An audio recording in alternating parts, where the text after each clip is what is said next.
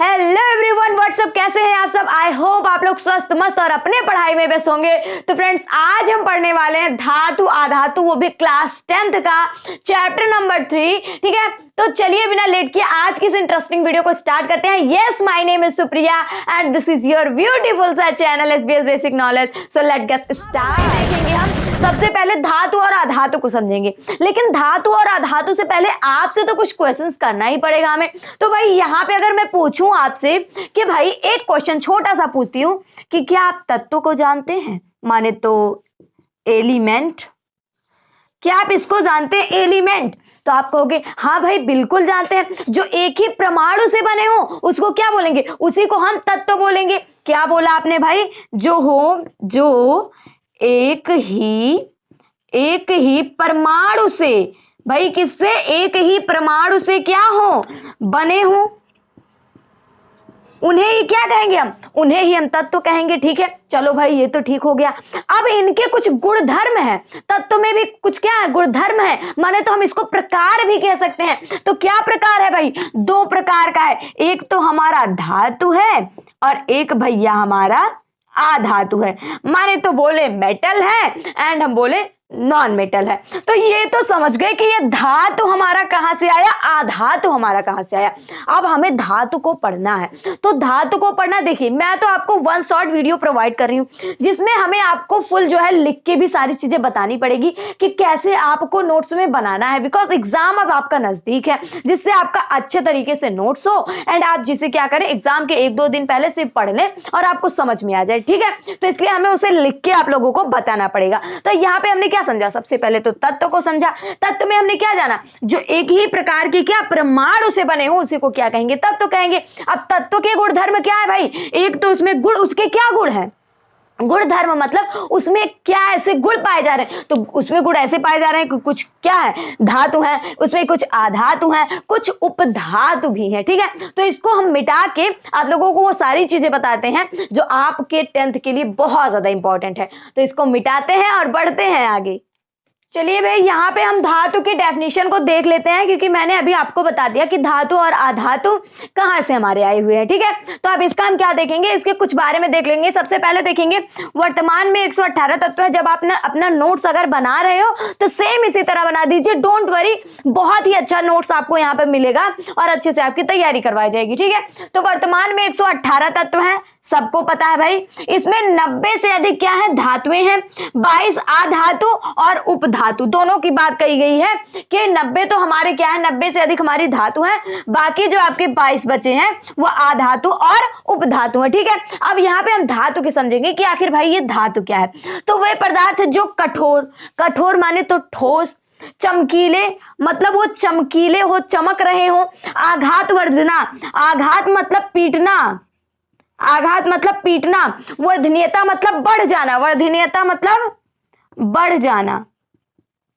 जिसको क्या करता हो, आघात और जितना मतलब चोट पहुंचाने पर, पीटने पर वो बहुत ही दूर तक क्या हो, फैल जाता हो, वो हमारा धातु है। तन्यता मतलब उसमें तन्यता पाई जाए, खींचने पर वह बढ़ता हो। ध्वनिक मतलब क्या हो, अगर हम जैसे कोई भी धातु ले, मान लीजिए हमने कोई भी धातु लिया, आयरन लिया आपका, जब हम क्या करेंगे उस पर मारेंगे, तो अभी आपने देखा होगा अगर लोहे को लोहे से मारते तो आपके कान में सनसनी आवाज सुनाई देती है, टन की, बहुत तेजी से। तो उसी का मतलब है हमारा क्या, ध्वनिक हो। ठीक है, उसके बाद उष्मा विद्युत सुचालक कि सुचालक मतलब उसमें क्या हो, विद्युत आपका जो है फ्लो हो सकता हो, विद्युत बह सकता हो, उसे हम क्या कहेंगे, धातु कहेंगे। अब यहाँ पे ध्वनि का एग्जांपल और आप एक ले सकते हो, जैसे क्या है आपका ट्रेन आ रहा है बहुत दूर से, ठीक है, और आप क्या करते हो, कान लगा के पटरी पे जब सुनते हो तो वहां से जो ट्रेन आता है, तो अगर वो बहुत ज्यादा दूर पहुंचा हुआ है फिर भी आपको जब कान लगा के अगर सुनोगे आप, क्योंकि ट्रेन का जो रास्ता होता है जाने का उस पर क्या लगा होता है, लोहा लगा होता है, और लोहा आपका एक धातु है। जब आप कान लगा के उस पर सुनते हो तो आपको बहुत दूर से आती हुई या फिर हिलती डुलती कुछ आपको प्रतीत होती है। तो यानी उसमें ध्वनिक जो है, ध्वनिक मतलब वो धातु है, तो यानी उसमें ध्वनि पाई जाती है, ठीक है, और उष्मा विद्युत की सुचालक होती है, उसे ही क्या कहते हैं हम, उसे ही धातु कहते हैं। एग्जाम्पल क्या है आपका नागमा, फिर आलकाबा। तो यहाँ पे देखिए आपका सोडियम है, पोटेशियम, मैग्नीशियम और आपका Fe है, उसके बाद एल्यूमिनियम है, आपका Ca है, Ba है, ठीक है। तो ये आपकी क्या हो गए, धातु के एग्जाम्पल हो गए। तो चलिए अब धातु के हम भौतिक गुण देख लेते हैं, जिसमें से कुछ अपवाद भी है उनको भी देख लेते हैं। तो इसको मिटाते हैं और बढ़ते हैं आगे। चलिए भाई धातु के भौतिक गुण हम देख लेते हैं कि आखिर इनके भौतिक गुण क्या है, ठीक है। तो यहाँ पे हम एक एक चीज को देखेंगे एंड इनका जो अपवाद है उसको भी हम साथ में लेकर चलेंगे, क्योंकि एग्जाम में अपवाद में ही आपको फंसा के रख देगा, ठीक है। तो इसे ध्यान से इस वीडियो को देखिएगा, ठीक है। तो यहाँ पे क्या है, धातुएं प्रायः ठोस कठोर होती हैं। मतलब अगर आप धातु को देखोगे तो प्रायः ठोस होंगी और कठोर होंगी, लेकिन इसमें एक अपवाद है जो है, ठीक है। उसमें अपवाद ये है कि जो है आपको मरकरी को छोड़कर सभी धातुएं कमरे के ताप पर ठोस होती है। जैसे क्या हम, इसका कहने का मतलब ये है कि वैसे तो धातुएं की क्या होती हैं, ठोस होती हैं, कठोर होती हैं। जैसे मैंने मान लिया ये आपका कोई भी धातु है, ठीक है, इसको मैंने कमरे पे रखा, ये आपका ठोस है और ठोस ही ठोस बना रहेगा, कमरे के ताप पर क्या है, ठोस ही बना रहेगा। लेकिन एक धातु आपका है मरकरी, ठीक है, Hg, और ये मरकरी यहाँ पे मैंने लिखा है, इस मरकरी को जब हम हाथ में लेंगे ये भी धातु है, लेकिन ये कमरे के ताप पर क्या करने लगती है, ये कमरे के ताप पर गलने लगती है, तुरंत गलना स्टार्ट कर देती है। इसलिए क्या है, मरकरी को छोड़कर सभी धातुएं कमरे के ताप पर ठोस होती हैं। मतलब यहाँ पे धातुएं प्रायः ठोस और कठोर होती हैं, ये बात बिल्कुल सही है, लेकिन अपवाद में मरकरी को छोड़कर, बिकॉज जो मरकरी होती है वो कमरे के ताप पर ही गलना शुरू हो जाती है। कमरे का ताप मतलब आप जैसे इसी कमरे के ताप पे ले रहे हैं, तो यहाँ पे मरकरी को अगर लाएंगे तो वो गलना स्टार्ट हो जाती है, बल्कि सारी धातुएं ऐसे ही ठोस अवस्था में रहती हैं। समझ में आ गया? चलो भाई नेक्स्ट देखते हैं। नेक्स्ट क्या है, प्रत्येक धातु की कठोरता अलग अलग होती है, ठीक है। प्रत्येक धातु की क्या होती है, कठोरता जो होती है वो अलग अलग होती है। मतलब जो धातु है वो एक ही तरह कठोर नहीं होती है, उनकी कठोरता जो होती है वो अलग अलग होती है। लेकिन यहाँ पे एक अपवाद है, यहाँ का अपवाद मैं यहाँ लिखा देती हूँ। यहाँ पे एक अपवाद है आपका, जो क्या है भैया, जो आपका सोडियम है एंड जो आपका पोटेशियम है, ये बहुत ही नरम धातु होती है, बहुत ही नरम होती है। इन्हें हम चाकू से काट सकते हैं, किससे, चाकू से काट सकते हैं। तो आप इसे ध्यान रखे रहिएगा, पॉइंट टू रिमेंबर है, ठीक है। तो यहाँ पे दूसरा नंबर क्या कह रहा है इसका भौतिक गुण, कि प्रत्येक धातु की कठोरता क्या होती है, अलग अलग होती है। तो वैसे ही लेकिन अपवाद इसमें है, अपवाद ये है कि आपका सोडियम हो गया एंड आपका पोटेशियम हो गया, ये दोनों क्या होती है, इन्हें चाकू से भी काटा जा सकता है, ये इतनी मुलायम होती है। बल्कि है क्या, है तो एक धातु है, ठीक है, समझ में आ गया। चलो भाई थर्ड देखते, देखिए दिमाग का दही तो बन जाएगा इसमें, लेकिन अगर ध्यान से आप समझोगे तो आपका दिमाग फ्रेश भी हो सकता है, ठीक है। तो यहाँ पे इसका गलनांक अधिक होगा। गलनांक मतलब ये होगा कि जैसे कुछ चीजें होती हैं, खाना जब आप बनाते हैं तो बहुत जल्दी पक जाती हैं, कुछ चीजें क्या करती हैं, बहुत ज्यादा समय लेती हैं। तो उस तरह जैसे गलनांक का मतलब यही है, कुछ धातुओं को अगर आप गर्म कर रहे हैं तो फटाफट से गर्म हो जा रही, तो कुछ धातुएं क्या है, बहुत ज्यादा ही गलाना पड़ रहा है, बहुत ज्यादा उनको क्या करना पड़ रहा है, तापन देना पड़ रहा है, तब वो जाके क्या हो रही है, गर्म हो रही है। एग्जाम्पल में क्या है, आपका Cu है, ठीक है, एग्जाम्पल पे आपका Cu है, जो कि क्या कर रहा है, कॉपर है, इसको हम 1058 डिग्री सेल्सियस पर जब गर्म करेंगे तब ये जो है गलना स्टार्ट होगा। तो ये पॉइंट टू रिमेंबर है कि ये एग्जाम में यहां से क्वेश्चन आ सकता है कि सबसे ज्यादा जो है गलनांक किसका होता है, तो वो आपका Cu माने तो कॉपर का होता है। समझ में आया मैं बताना क्या चाह रही हूं, क्या ये समझ में आया? एंड एक चीज, इनका गलनांक क्या होता है, सबसे अधिक होता है, लेकिन इसी में एक अपवाद है। इसी में अपवाद क्या है, आपका गैलियम जिसको हम Ga बोलते हैं एंड सीजियम, इनका गलनांक बहुत कम होता है। इनका गलनांक क्या होता है, बहुत ज्यादा कम होता है, बल्कि सामान्यतः धातुओं का गलनांक अधिक होता है। लेकिन इसमें एक अपवाद है, जो कि गैलियम है और सीजियम है, जिनका गलनांक क्या होता है, बहुत कम होता है, ठीक है। एंड फोर्थ नंबर क्या इसका गुण है, फोर्थ नंबर गुण है कि इसका रंग सिल्वर होता है। किसका रंग, धातु का रंग क्या होता है भाई, धातु का रंग सिल्वर होता है या फिर ग्रे कलर का होता है, ग्रे कलर का, ठीक है। तो क्या होता है, लेकिन इसमें भी एक अपवाद है भाई, सोना ले लियो, सोना तो कहेगा भाई मैं सिल्वर नहीं होने वाला, मैं ग्रे नहीं होने वाला, मैं तो येलो हूं, तो सोना आपका क्या है, अपवाद है, ठीक है। कमॉन, अब एक बार हम फिर से रिवीजन करते हैं, जिससे हम इसके सारे कॉन्सेप्ट को समझ सके अच्छे से, उसके बाद धातु वालों पे चलते हैं, ठीक है। तो यहाँ पे क्या देखेंगे, सबसे पहले हम धातु के भौतिक गुण देखें, जिसमें हम क्या देखें, धातुएं प्रायः क्या होती है, प्रायः ये ठोस अवस्था में पाई जाती जाती हैं, प्रायः ये क्या होती हैं,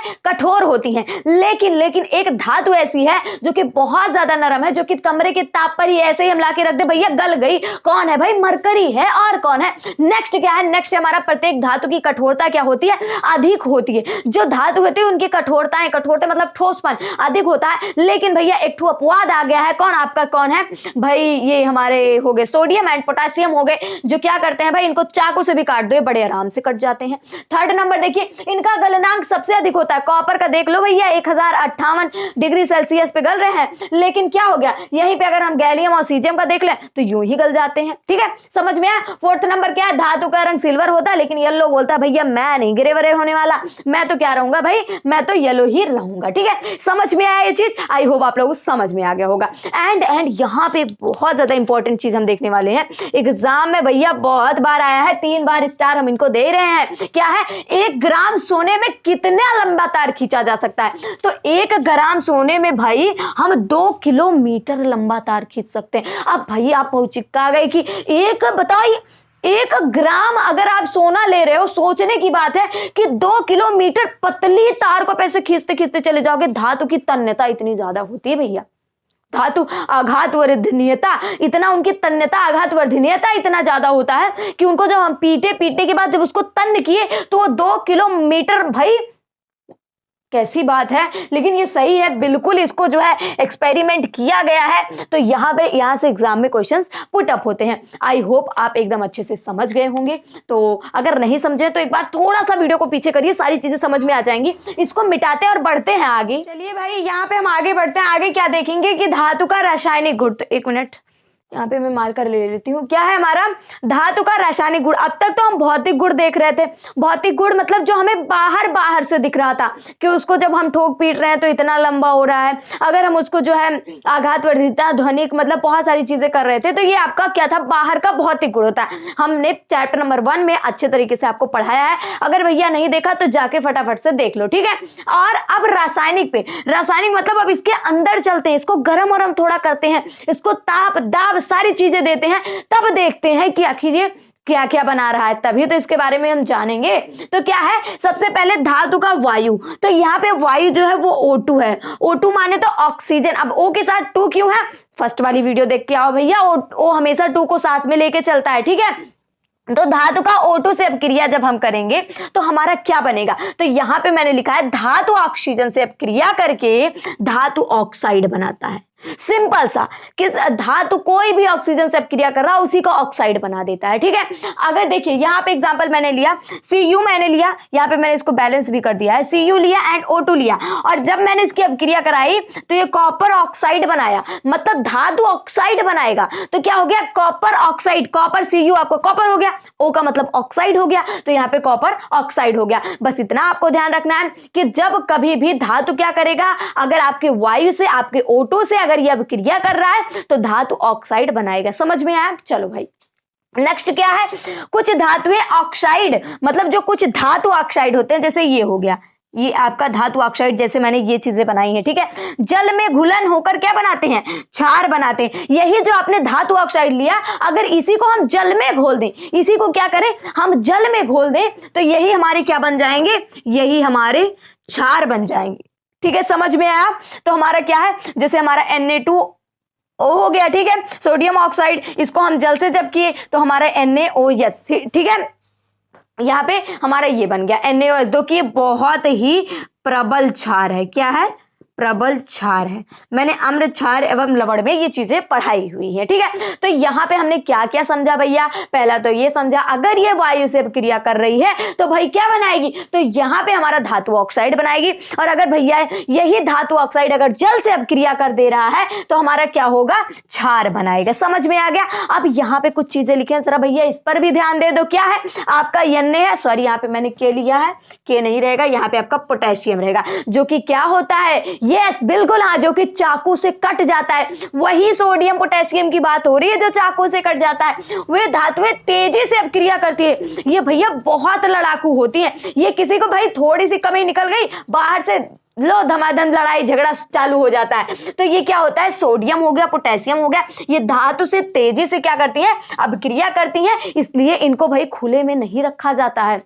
ये क्या करती हैं, खुले में जैसे हम इसको रख देंगे तो ये आग जलने लगता है, आग में पकड़ लेती हैं। तभी तो भैया जो वो जादू दिखा रहे हैं आपको कि भाई हम क्या करेंगे, हम मुंह से आग निकाल देंगे, हम हाथ से आग निकाल देंगे, सब कुछ नहीं है। ये सब आपके सोडियम पोटेशियम का कमाल है भाई। इनको ये वायु में आग ना पकड़े इसलिए इन्हें क्या किया जाता है, केरोसिन तेल में रखा जाता है, माने तो मिट्टी का तेल। भैया सुने होगे आप लोग क्या है, ठीक है। तो यहाँ पे सोडियम पोटेशियम का एक गुण हम देखे भैया, इसे चाकू से काट दिया जा सकता है। दूसरा गुण देखिए भाई, बहुत लड़ाकू है। ये लड़ाकू इसलिए है कि ये क्या करती है, खुले में, तो अगर इनको खुले में किसी सबक्रिया कराने लगो ना, तुरंत ये आग पकड़ लेता है। इसलिए इनको किस में रखा जाता है, केरोसिन ऑयल में रखा जाता है। समझ में आया पॉइंट कि नहीं भाई? चलो भाई समझ में आ गया, ठीक है। आई होप आप समझ गए होंगे। तो चलिए हम उभयधर्मी ऑक्साइड देख लेते हैं, उसे में भी हम थोड़ी और चीजें देखेंगे, उसके बाद आधातु पे चलेंगे, ठीक है। तो इसको मिटाते हैं और बढ़ते हैं आगे। भाई यहाँ पे हम उभयधर्मी ऑक्साइड देख लेते हैं और उसी में हम एनोडीकरण देख लेते हैं। उसके बाद हम क्या देखेंगे, धातु के जल के साथ अपक्रिया सक्रियता श्रेणी के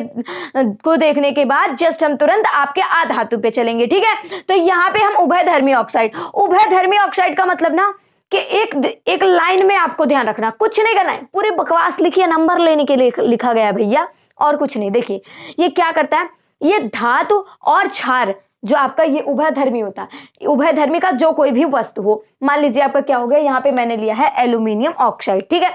ये क्या करता है, ये धातु से भी अभिक्रिया करेगा और आपके उससे क्षार से अभिक्रिया करेगा, दोनों से अभिक्रिया करके आपका लवण और जल बनाएगा।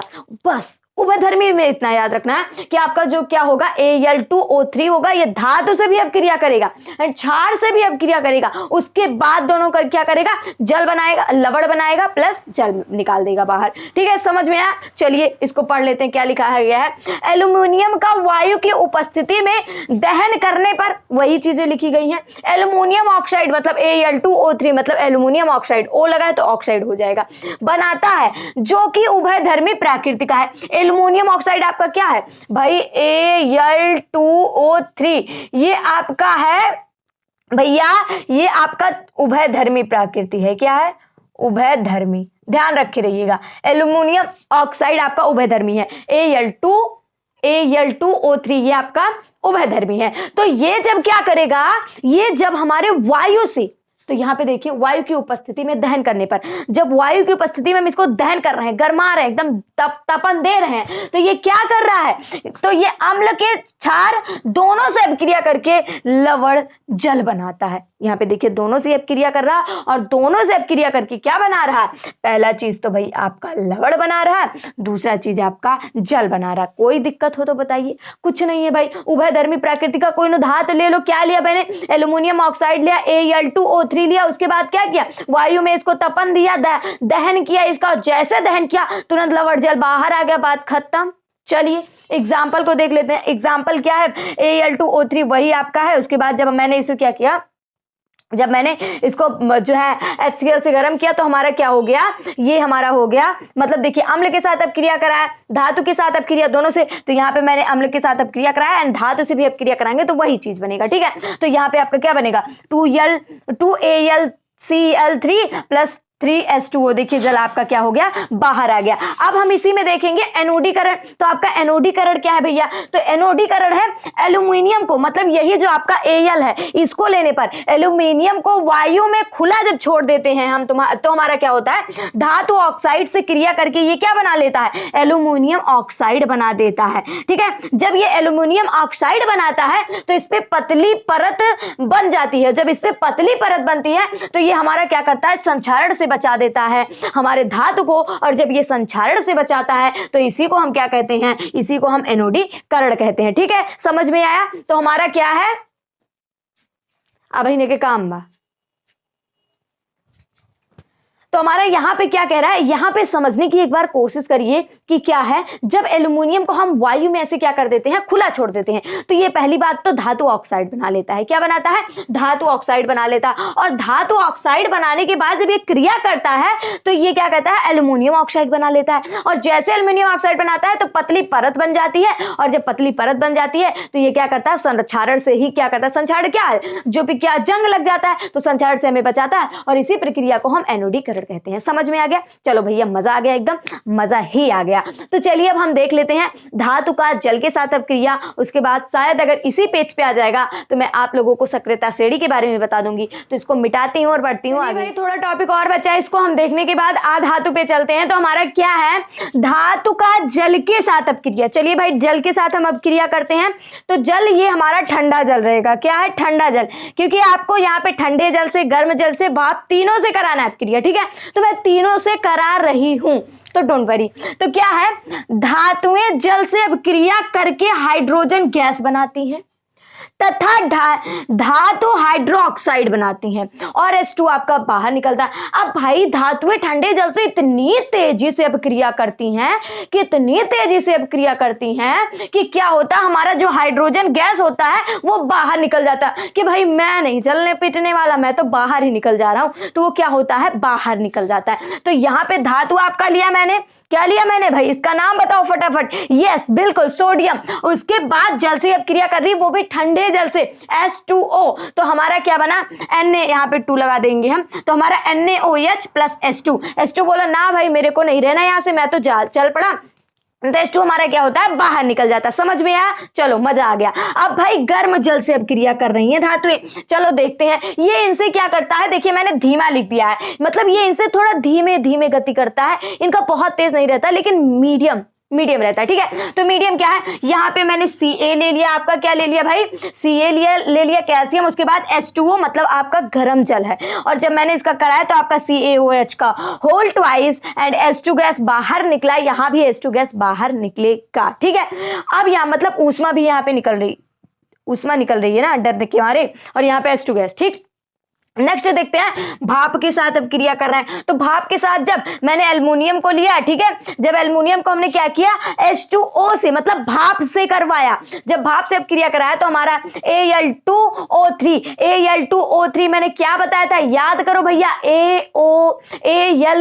यहाँ पे देखिए Al2O3 मैंने क्या बताया था, यस बिल्कुल उभयधर्मी मैंने बताया था। और उभयधर्मी मैंने क्या बताया, लवण प्लस जल बना रहा है। ठीक है, तो यहाँ पे यही आपका उभयधर्मी होता है, यही लेकर जाते हैं जब हमें अपक्रिया कराते हैं तो हमारा क्या बनता है, जल बनता है। तो यहाँ पे H2 गैस निकला। ठीक है, समझ में आ गया। आइए भाई धातु का अम्ल के साथ अपक्रिया चैप्टर नंबर 2 में ठूस के क्वेश्चन करवाए, जाके भैया फटाफट से देख लियो। यहाँ पे देखिए मैं थोड़ा सा करा दी हूँ। जैसे यहाँ पे देखिए क्या बनाएगा, लवण प्लस जल बनाएगा, इतना जानिए। धातु अम्ल से अपक्रिया करेगा तो लवण और जल बनाएगा। ठीक है, समझ में आया। तो यहाँ पे देखिए ये आपका क्या हो गया, धातु हो गया Zn जिंक, फिर H2OSO4 जो कि हमारा क्या है, हाइड्रोसल्फ्यूरिक अम्ल है। ठीक है, HCl भी हम ले सकते हैं, कोई बात नहीं। तो हमारा वही बनेगा NaCl बनेगा। ठीक है, हाइड्रोक्लोरिक जिनको हम नमक कहते हैं, यही हमारा बनेगा।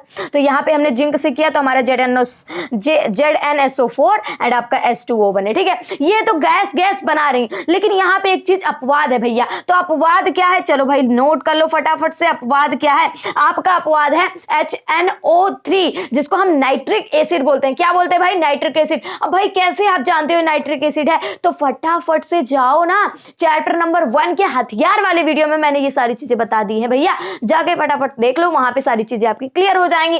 तो ये क्या करती है, हाइड्रोजन गैस का उत्पन्न नहीं करती हैं। यही आपका नाइट्रिक एसिड, ध्यान रखिएगा, नाइट्रिक एसिड कभी भी आपका H2 क्या करता है, उत्पन्न नहीं करता, माने तो गैस नहीं उत्पन्न करता है।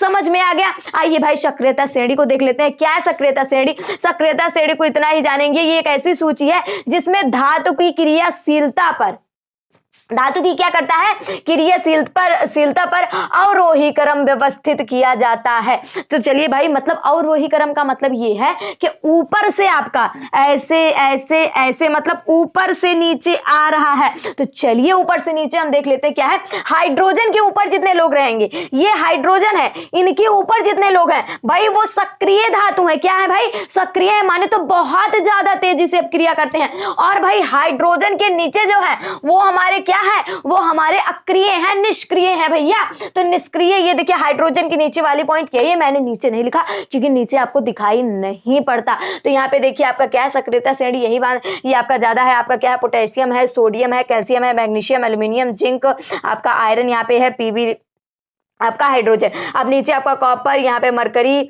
आपका सिल्वर है, ठीक है, Au है, यहाँ पे सारी चीजें हैं। तो ये सब क्या हो गई, ये सारी आपकी अक्रिय हो गई, ये आपकी सक्रिय हो गई। क्या आपको समझ में आया? हाँ जी भैया, बिल्कुल समझ में आ गया। तो आई होप आप लोग यहाँ तक की क्रिया को समझ गए। अगर नहीं समझे थोड़ा सा वीडियो को पीछा करिए, आपको सारी चीजें समझ में आने वाली है, ठीक है। तो अब इसको मिटाते हैं और चलते हैं आधातु को देखते हैं भैया, क्योंकि अभी बहुत सारी चीजें पढ़नी है, तो इसको मिटाते हैं, वन शॉट में कवर भी करना है भाई। मिटाते हैं, बढ़ते हैं आगे भाई। यहाँ पे हम आधातु को देखने के बाद कुछ चीजें और देखेंगे, उसके बाद हम इस वीडियो को एंड की तरफ ले चलेंगे। और एक बात मैं आपसे बता देना चाहती हूँ कि मात्र 45 मिनट में, उससे भी कम मिनट में हम आपके वन शॉट वीडियो को कवर कर रहे हैं, हर एक वीडियो में, जो कि बहुत ज्यादा इंपॉर्टेंट है, जो कि आपके एग्जाम के लिए वन शॉट वीडियो देखना बहुत ज्यादा इंपॉर्टेंट है। इसलिए आप क्या करें, एग्जाम के दौरान आपको क्या करना है, सिर्फ और सिर्फ वन शॉट वीडियोस को देखना है, एंड आपको कोई अलग से टीचर को नहीं चूज करना है, ठीक है। तो अलग से टीचर को क्यों नहीं चूज करना है, क्योंकि जब आप अलग से टीचर को चूज करोगे ना,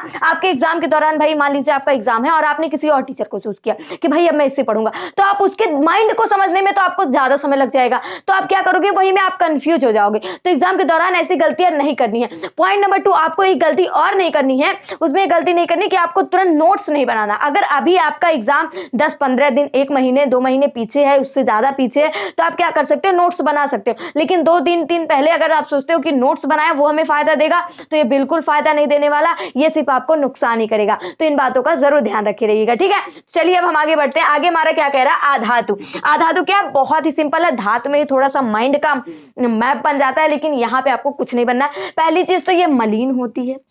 मलिन मतलब बिल्कुल मलिन होगी, नरम होती है, ये उनकी तरह क्या होती है, कठोर नहीं होती है, ठीक है। चलिए भाई यहाँ पे देखते हैं, होती है ठोस होती है पर ज्यादा कठोर नहीं होती। कठोर का मतलब कि मार दिया, चोट लग गया। अब ठोस तो होगी भाई, ये है ठोस है, लेकिन क्या आप इसको सर पे मारेंगे तो ज्यादा चोट लग जाएगी, नहीं लगेगी ना। लेकिन अभी ईंटा ले लिया भैया, ईंटा को लगाए, किसी को खींच के खून बहने लगा, मम्मी से भी उसके मार खा जाओगे, ठीक है। भंगुर होती है। भंगुर का मतलब क्या हुआ, जैसे मान लीजिए ये मैंने क्या किया, ये मैंने लिया और ये आपका धातु है, मैंने यूं ही मारा, 2-3 बार मारे, इसके टुकड़े टुकड़े छोटे छोटे टुकड़े हो गए, बस भंगुर यही है आपका, ठीक है, समझ में आया।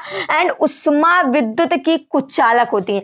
अभी अभी आपने सुचालक देखा कि अगर आप धातुओं में क्या करोगे भैया, अगर धातु में आप करंट को प्रवाहित करोगे तो वो हो जाएंगी, लेकिन अगर आधातु में करोगे तो वो भाई नहीं होने वाली है, ठीक है।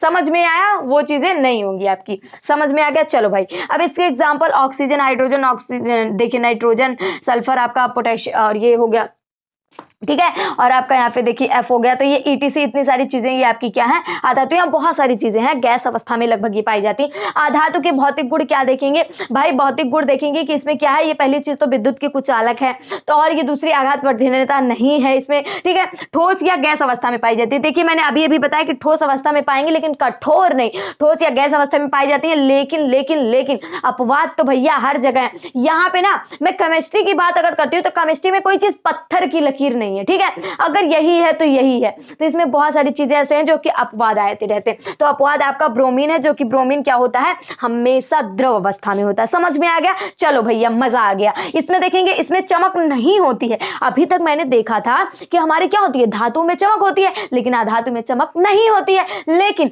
आयोडीन भैया, एक टू ग्रेफाइट भैया, ये दोनों क्या होते हैं, ये दोनों भाई चमक को लेकर चल रहे हैं, आधातु होकर भी क्या कर रहे हैं भाई, चलो ठीक ही है। ग्रेफाइट आपके जो है पेंसिल के ऊपर लगा होता है, वही आपका ग्रेफाइट होता है। समझ में आ गया, चलो भाई समझ में आ गया। ये चीजें आई होप समझ में आ गई कि आधातु क्या है, ये मलिन, नरम, भंगुर, उष्मा विद्युत के कुचालक होते हैं। इनके भौतिक गुण है ठोस गैस अवस्था में पाए जाते हैं। लेकिन आपका भैया एक अपवाद है, वो कि ब्रोमीन है। एंड आपका क्या हो गया, यहाँ पे इसमें चमक नहीं होती, लेकिन आयोडीन, ग्रेफाइट ये हमेशा अपने पास चमक को लेकर चलते हैं। समझ में आया, चलो भाई समझ में आ गया। कुछ चीजें और बाकी हैं, उनको भी देख लेते हैं, उसके बाद इस वीडियो को एंड की तरफ ले जाते हैं। तो देखते हैं कुछ चीजें और बढ़ते हैं आगे। लास्ट में हम कुछ और चीजों को देख लेते हैं, ठीक है, जो कि 1-2 नंबर आपको एग्जाम में दिला सकती है, ठीक है।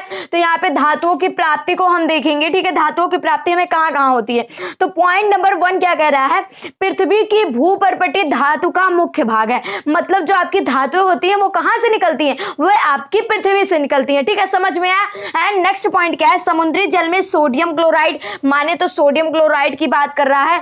NaCl वही भाई जो आप सब्जी में डालकर नमक खाते हो, सॉल्ट खाते हो उसी की बात हो रही है। तो ये कहाँ, समुद्री जल में से। और आपका मैग्नीशियम ऑक्साइड यानी कि आपका MgO मैग्नीशियम ऑक्साइड, भैया मैग्नीशियम हुआ, ऑक्सीजन के साथ अब क्रिया कराए, ऑक्साइड बन गया। मजा आ गया एकदम, ठीक है। मैग्नीशियम ऑक्साइड लवण के रूप में उपस्थित होते हैं। कहाँ पे उपस्थित होते हैं, समुद्री जल में। ये भी आपका एक धातु है कि नहीं, ये भी आपका एक धातु है कि नहीं। दोनों कहाँ होते हैं, समुद्र में उपस्थित होते हैं। धातुओं को हमें एक तो पहला भूपर्पटी के नीचे से प्राप्त किया जा सकता है, और दो क्या होते हैं, मैग्नीशियम ऑक्साइड और सोडियम क्लोराइड, ये आपके समुद्र वाले जल में पाए जाते हैं, ठीक है। खनिज की बात होती है, यहाँ पे खनिज क्या चीज है इसको देख लेते हैं, ठीक है। तो यहाँ पे खनिज, कुछ स्थानों पर खनिज में कोई विशेष धातु काफी मात्रा में पाई जाती है। मतलब जो आपका खनिज होता है, तो कुछ ऐसे स्थान होते हैं कि खनिज के मतलब खनिज में ही कोई विशेष प्रकार का क्या पाया जाता हो, धातु पाया जाता है, जिन्हें निकालना लाभकारी होता है। इसे खनिज ही हम अयस्क कहते हैं। इसी को ही हम क्या कहेंगे, खनिज और अयस्क कहेंगे। समझ में आ गया। चलो भाई, यहाँ पे यसद लेपन जो कि 1 नंबर 2 नंबर में आ जाता है, MCQ क्वेश्चन भी आ जाता है कि क्या है, लोहे की परत है, ठीक है। आपका क्या है, लोहे की परत या फिर इस्पात भी कह सकते हैं। पर हम क्या करते हैं, जब जस्ता या फिर माने तो जिंक की पतली परत चढ़ा देते हैं, तो इसी प्रक्रिया को हम क्या कहते हैं, इसी प्रक्रिया को हम यसद लेपन कहते हैं। तो यसद लेपन कब किसे कहते हैं भाई, जब भी हम लोहे की किसी भी परत पर क्या करते हैं, लोहे की परत आप लो, उस पर जिंक जस्ता चढ़ा दीजिए आप, और जब आपने उस पर जस्ता चढ़ा दिया, उसकी पतली पन्नी वही चढ़ा दी, तो क्या हो गया, यही आपका यसद लेपन कहला गया। आई होप आप लोगों को ये सारी चीजें समझ में आ गई होंगी। तो भाई ये तो आप लोगों को समझ में आ गया, ठीक है, बहुत अच्छी बात है। तो इसको हम पहले मिटाते हैं। तो फ्रेंड्स यहाँ पे हम देखेंगे, थैंक्स फॉर वॉचिंग। इस पूरे वीडियो को देखने के लिए बहुत बहुत ज़्यादा थैंक यू मैं आप लोगों को बोलना चाहती हूँ, ठीक है। एंड आई होप आप लोगों को ये वीडियो समझ में आया होगा, और अगर आपको समझ में आया हो तो आप लाइक करिए, क्योंकि मैंने 45 मिनट की बात आपसे की थी कि मैं 45 मिनट में इस वीडियो को 1 शॉट खत्म करूंगी, लेकिन हमें लग रहा है ये आपका 30-35 मिनट का वीडियो हुआ है, और 30-35 मिनट में ही मैंने क्या किया, 1 शॉट खत्म किया है। तो मैं आप लोगों को एक जानकारी और देना चाहती हूँ कि मैंने क्या किया, मैंने जो है आपके बायो का चैप्टर 3 तक कवर कर चुकी हूँ, एंड आपकी केमिस्ट्री का भी चैप्टर 3 तक कवर कर चुकी हैं। एक चैप्टर अब इसमें बचा है, एक चैप्टर इसमें। अब आप कहोगे इसमें और भी चैप्टर बचे हैं, तो और चैप्टर आपके कट चुके हैं। तो आप अपने सिलेबस को देखकर हमें कमेंट बॉक्स में बताइएगा कि आपको कौन सा सिलेबस और पढ़ना है, ठीक है। तो आई होप आप लोगों को ये समझ में आ गया होगा, ठीक है। तो मैंने ये जो है चैप्टर खत्म किया, अब आपकी बारी है MCQ क्वेश्चंस की, तो आप रेडी रहिएगा, क्योंकि मैं एक चैप्टर को खत्म करने के बाद आपके साथ क्वेश्चन ही क्वेश्चन लाऊंगी। इससे बाहर आपका एग्जाम में बिल्कुल नहीं आएगा, ठीक है। तो आई होप आप लोगों को ये सारी चीज समझ में आ गई होंगी। तो भैया अगर समझ में आ गई है तो लाइक करिए, और इसी तरह की अगर इंटरेस्टिंग वीडियो आपको चाहिए तो हमारे चैनल को सब्सक्राइब करके बेल आइकन को प्रेस कर दीजिए। तो चलिए भाई, मिलते हैं हम नेक्स्ट वीडियो में इसी तरह की धमाकेदार वीडियो को लेकर। तब तक के लिए जय हिंद, वंदे मातरम। पढ़ते रहिए, बाय बाय, टेक केयर।